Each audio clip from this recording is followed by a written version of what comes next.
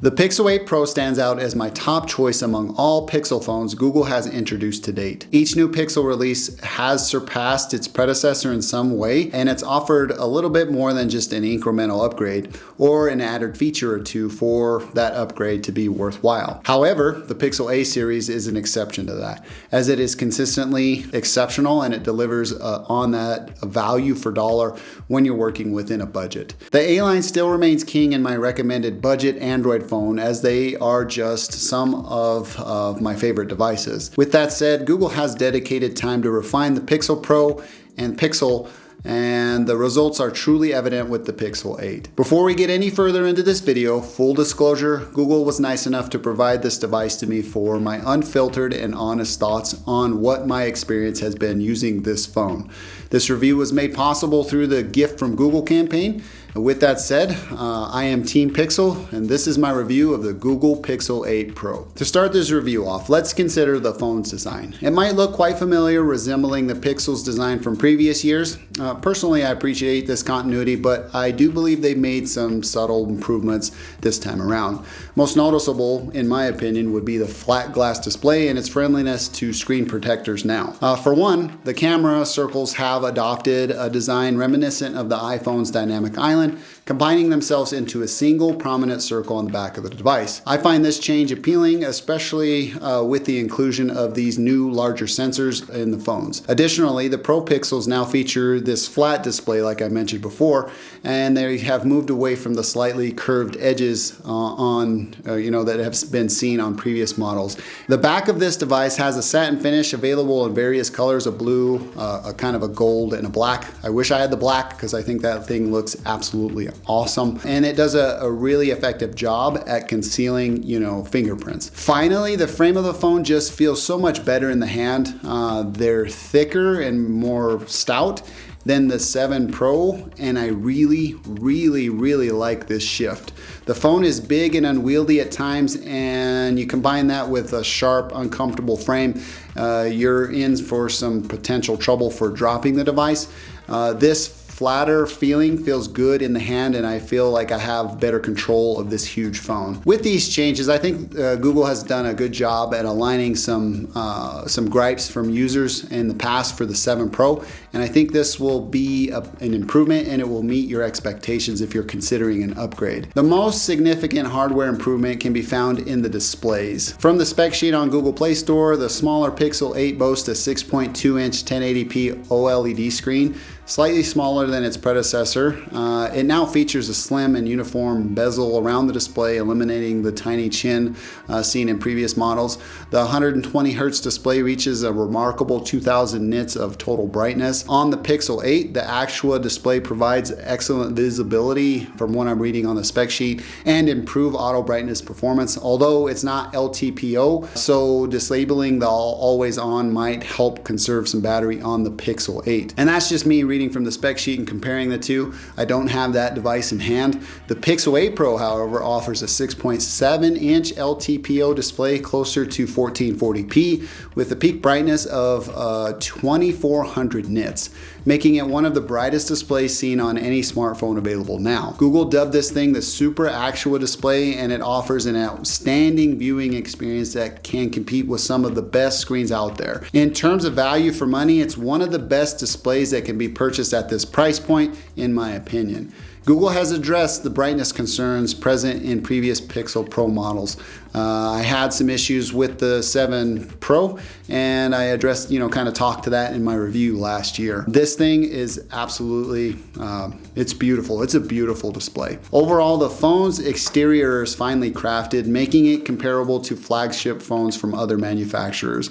It feels substantial and it feels well built. It incorporates metal rails, a satin finished back, tactile buttons that provide us a really nice substantial feedback when pressed, a brilliant display, and uniform bezels, which collectively make it an impressive addition to Google's hardware lineup. It's one of their best phones when you consider how well built it is and how much it costs. So I think the price increase is substantiated here with the changes that they made with this device. Additionally, there are a couple of notable features related to the display. First, the phone retains a single front-facing camera, but it leverages software to enhance its capabilities for the secure unlock feature and using it for banking apps or other applications that may use that. This software-driven approach replaces the need for additional hardware like an infrared camera or a dot projector or something like that, and then provides a convenient solution to using your biometrics to unlock some of your secure apps. However, the fingerprint reader remains unchanged from what I could tell from the spec sheet, and it is still kind of slow enough to where I'll just enter my PIN if the face unlock fails because it's faster than the fingerprint sensor. I don't know what it is about my thumb. Maybe it's my fingerprint or something like that. It just doesn't work that good. And it's not really that much of improvement, if any, from the 7 Pro. It looks like it is exactly the same, and I would say that that's probably true. With all this said, it's a natural segue to discuss the camera, where the fix it later approach or the fix it in post approach that MKBHD mentioned is taking into its maximum potential. The new camera sensor is shared between the Pixel 8 and the 8 Pro, and it includes a 50 megapixel primary sensor with an f1.7 aperture and optical image stabilization, or OIS. The resulting photo images from this sensor are sharp, they exhibit excellent dynamic range, and benefit from the rapid autofocus that the system encapsulates. These sensors also allow for a pleasingly shallow depth of field for close-up subjects, and you'll get a really nice picture. Some new things to consider with the Pixel 8 and 8 Pro line is that the camera software now has the ability to blend multiple exposures into an HDR shot.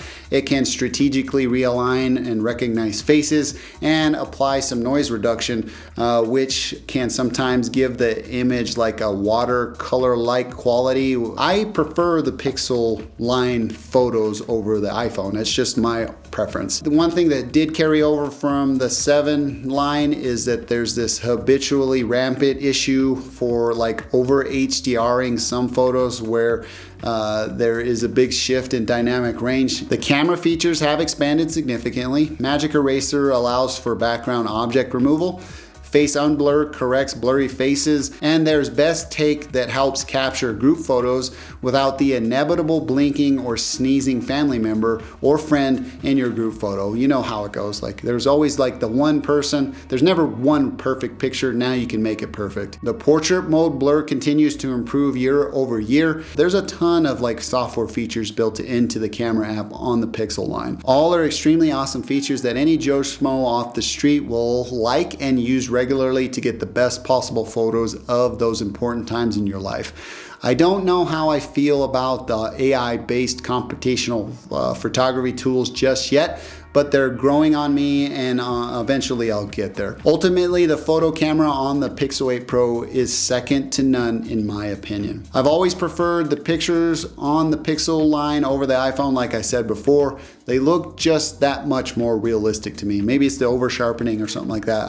I like Pixel pictures a lot. While the Pixel 8 Pro camera software experience remains fundamentally similar to its predecessor, making it easier for people to upgrade to these new devices. You know, you don't want to make too big of shift or change, especially with these new sensors for your users that are coming aboard this new smartphone. It makes it easier for learning, and you're familiar with the camera software, so using those new tools within the software make it more pleasant and easier to access because you have a better understanding of how the software works. In my opinion, it shines brighter in computational photography than any other device out there, and introduces some exciting new features for the future of like Google and the Pixel line, and maybe even being shared across like Samsung or Apple can steal some of these ideas, because I think they do a phenomenal job. The result of all this new software stuff, in my opinion, is that these features no longer feel gimmicky and they're tailored for creative use. And it's a refreshing change. Usually sometimes in the past, the Google has kind of made some sort of gimmick type of thing to kind of sell a device, but then nobody really uses it because it's not that useful. Everything in the Pixel 8 line of phones is useful, and I think anybody that picks up this device will like it, especially for creating like videos or taking pictures and stuff like that. This phone is a well-rounded phone. Now, since I mentioned it, when it comes to video recording, the Pixel 8 Pro steps up its game in a way that is bound to excite creatives. As we all know, it already boasts one of the finest photo cameras available on any smartphone, a fact that I wholeheartedly embrace and endorse. But here's the exciting part. The video recording capabilities have received a much needed makeover, and I'm thankful for this. I find myself without a single criticism when it comes to the Pixel camera and its video prowess. Usually I always get to the video portion of a Pixel device and then I can knock it there. In the past, video enthusiasts might have found the Pixel's video options somewhat limiting, with only auto, 30 FPS and 60 FPS frame rate choices available on the rear facing camera for video recording, that is. Google finally added 24 FPS to the frame rate options in both 4K and Full HD. This time around, Google has listened and enhanced their recording experience. It's awesome. I like it. I don't have anything to complain about. All right, so here's a sample of the front facing camera on the Google Pixel 8 Pro. Fortunately, the weather isn't cooperating with me, because I was hoping that it was going to be, I've been waiting a long time for some bright sunshiny days so I can kind of show you how this thing handles high dynamic shifts from bright sunlight to shadowy areas that we're looking at down there. But if you can look at this footage, I mean, it's doing a real good job at resolving all the details in the leaves, especially for a front-facing camera. This is 4K 30p. One critical element of the camera system on the Google Pixel 8 Pro, the front-facing one that is that there is no 24p, so that's unfortunate. I guess I can retract my statement earlier in the video where I said there's nothing for me to really complain about. Well, here's my opportunity to complain about not having 24p. It's weird not to have 24p on the front-facing camera if you're giving it to me on the rear-facing one, because how do I kind of mix that footage? I guess you just have to think about it creatively and whatnot, but if they could add that in a software update, that'd be sweet. Again, one thing that I would also be cognizant of if I'm using the front-facing camera and you're just a basic user that just wants to post directly to social, is that you don't want to have the HDR enabled, because it does some weird stuff with your footage that you're going to need to manage with color grading and stuff like that. It also, does that effect that Google or the Pixel does, is with over HDRing, where it's really, or it looks like it's really blown out and whatnot. So just make sure you have HDR turned off if you're just going to take this stuff and post directly to online. So this is the front-facing camera on the Google Pixel 8 Pro. Okay, so here's the rear-facing camera on the Google Pixel 8 Pro. This is the one-time camera lens, so this is the one that you kind of open up your camera to. You can see it does a really good job at resolving all the details in the leaves and the branches and the bark and stuff. I will say that this is handheld, and this isn't being assisted in any way, shape, or form with like a gimbal or anything like that. It's just doing a good job at balancing the lens being handheld. I'm going to pop out to 0.5. You see it does a really good job at making that transition and still maintaining a lot of details in the leaves and stuff. So I'm really impressed with this. I'm going to transition into 1 again, pan real slowly, and we're going to go into 2. Look at that detail. This is non-HDR. Like I said, you want to kind of keep that off if you're not going to do any kind of color grading in your Adobe Premiere, Final Cut Pro, or DaVinci Resolve. It does a good job at transitioning up into the bright areas and maintaining and resolving all that detail within the leaves and everything like that. So here's where it's going to get a little weird, and I think Google's probably going to push out a software update, but they haven't since I've had the phone. So I'm going to pop into 5x. It gets real weird with that transition there. And also, if you'll notice, the audio has kind of gone down. So recording the audio here, the audio waveform on the footage itself has shrunk down. For a 5x lens being handheld done and it pulling in all the details in that bark, I'm really impressed. They just need to make a little bit of tweaks in a software update, and I think this thing will be ready for prime time. Google, if you're seeing this, I would address the audio issue and also that transition that does it. I'll do it one more time, so I'll go to 2, and it zooms out fairly nicely, and then I'll go into 5, and then it does that, that switch to the different lens. If you could smoothen out that transition, I think you got a complete camera. The only thing I think that would make this experience even better, here's a thought for the future, Google, is that if you could take a cue from the iPhone 15 Pro line, They offer ProRes recording directly to external media, and it's seamless. This is something that you might want to be considering now and add this feature through a software update, because if you can act swiftly, I think, in my opinion, this could be a game changer for the Pixel, ensuring it keeps up with the creative needs rather than being left behind. I think you guys can do this with USB-C and a software update. The Pixel 8 Pro's video capabilities are indeed on the right track to meet the demands of videographers and content creators alike. These phones present compelling options, especially the 8 Pro, for those who appreciate photography and videography. As I move to close out this review, because I don't want to make it too long, I want to talk briefly about sound. The dual speaker setup on the Pixel 8 Pro has seen some notable improvements, and while I wouldn't classify it as the absolute best, it's definitely a step up from its predecessor. Interestingly, Google has never really highlighted the speakers on the Pixel devices ever. I mean, I don't remember in recent time, other than the HTC M8, and then there was the Boom Edition that had the two front-firing speakers. But I would be remiss if I did not mention how good the speakers are on this device. The audio quality is clear and crisp when you're watching videos or listening to your favorite music. One noticeable change is that the sound is primarily driven from the right speaker this time at the bottom and through the grill. So if you happen to cover it up accidentally, your experience will take a noticeable dip in audio quality, and you'll notice it right away. That said, it effectively minimizes distortion even at the maximum volume, which is a significant plus in my opinion, and it sounds really good. I really love the sound off of this device. To give you a better sense of how it performs, here's a quick sound sample.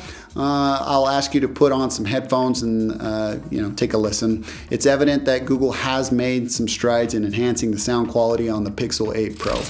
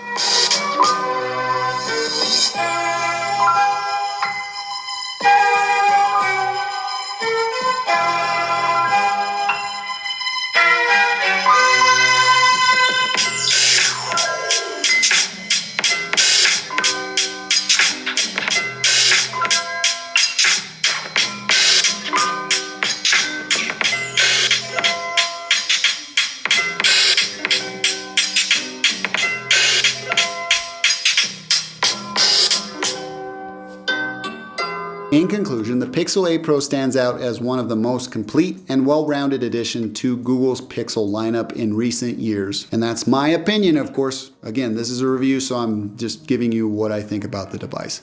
Despite the occasional quirks I've encountered, there has been significant upgrades and improvements introduced in this model, and it manages to give a fresh, compelling feel that might entice users to upgrade. And I'd venture to say that most of the software features, the better feel in the hand, the flat display, the satin back, all of that stuff offer a really compelling case for you to take the leap from the 7 Pro if you have that device. Sometimes it's hard to make that justification from the previous year's model, but in this case I think that the 8 Pro offers a lot that you should consider coming from even the 7 Pro. You'll love this upgrade, and I think it will deliver in the departments that are important to you. All things considered, this Pixel device is more than capable of serving as your smartphone companion for the next 2 to even 3 years without giving you much to complain about. I think this is a great device. So those are my thoughts on the Pixel 8 Pro after a couple of weeks of use. I'm eager to hear your take on this phone, so please feel free to share your opinions in the comments below. If you're an owner of this phone, do chime in with your own experiences, because it helps other users, you know, or other people considering upgrading to this, because I mean, you guys are speaking to what it is that was said in this video. It helps me out quite a bit too, and I love the engagement. Before I close, I have to disclose that this is a part of the gift from Google campaign. If you're interested in pricing and availability, I'll leave it linked in the description. Full disclosure with that, as well as that a lot of those links in the description are my affiliate links. I will say one thing is wait for deals to happen, because historically Google has dropped the price on this device. I hate saying the MSRP of a Google Pixel, because as soon as I publish my review, it usually is lowered because they go on sale so frequently. So wait and see if you can score something over like Black Friday or something like that, or over the holidays, because I can almost guarantee that the price of this device will go down. And if you want to help support content creation here on this channel, shop through my affiliate links down in the description. Again, thanks to the Team Pixel and the gift from Google campaign for allowing me to review this device. Well, that about does it for me in this one. If you like this video, please feel free to give me a thumbs up. If you didn't, you know what to do. Thank you for taking the time to watch. I'm Tomas, and I'll catch you in the next one.